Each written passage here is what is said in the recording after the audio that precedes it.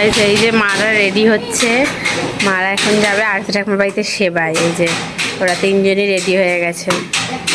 এই যে আমার আছে, এগিয়ে আসো।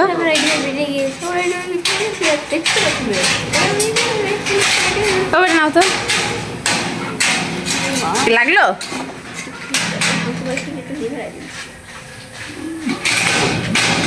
দিদি কি করছিস? দেখতে পাচ্ছিস না ঘর ঝাড়ছি বাবা। এটাকে বলে ঘর ঝাড়া, চলছে মাত্র ঠিক মানুষ ঝাড়ার মতনই।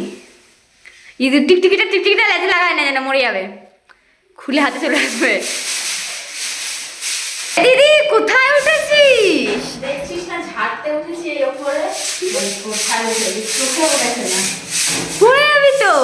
না পড়বো না, এই যে ধরে রেখেছি চাকলাতে, বন্ধ করে দে।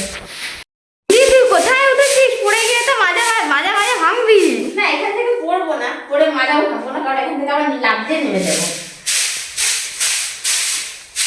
এটা হচ্ছে বাংলার ওপর, আমাদের ছোট ঘরে বাংলায়।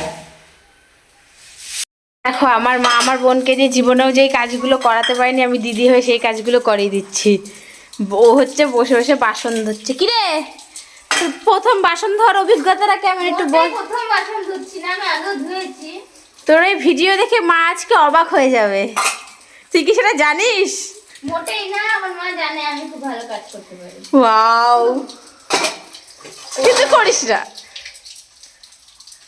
গাইস দেখো, আমি ঘর ছাড়ার জন্য এখন পায়খানার ছাদে বসে আছি। এই যে অবস্থা দেখো, পায়খানার ছাদে উঠে পরিষ্কার করছি ঘরটা। মানে এখানে লাইটটা কেটে গেছে, এখন এটাই পরিষ্কার করছে। বোন বলছে এটাও তোকে ভিডিও করে দেখাতে হয়।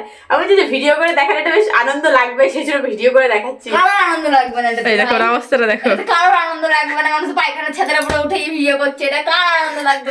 ভাইরাল। তো গাইস স্নান টান করে চলে এসে এখন ভাত বসিয়েছি, আর এখন বাজে রাত 10টা। আমাদের সব ঘর পুরো কমপ্লিট হয়ে গেছে ঝাড়া। এবার বাইরেটা যেহেতু আমি ঝাড়তে পারবো না, আমি ঝাড়িনি, বাবা ঝাড়বে।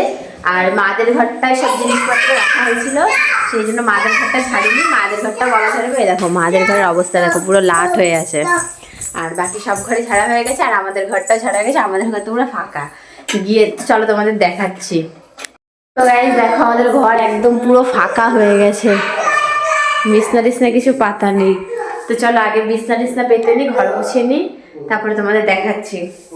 গাইস অনেক রাত হয়ে গেছে, আর এখন আমি তোমাকে ঘুম পাতে নিয়ে যাবো। আর এখন বলছে 12:30। আজকে খেতে অনেক দেরি হয়ে গেছে, কারণ যেহেতু স্নান করে এসে ভাত বসিয়েছি, অনেক দেরি হয়ে গেছে। তো চলো আজকে তোমাকে ঘুম পাড়িয়ে দিই এখন। আর আজকে তো ভিডিওটা এখানে শেষ করছি। যার যারা এখনো চ্যানেলটাকে সাবস্ক্রাইব করিনি অবশ্যই সাবস্ক্রাইব করে দিও, আর লাইক আর ওদের সাথে অনেক শেয়ার করে দিও।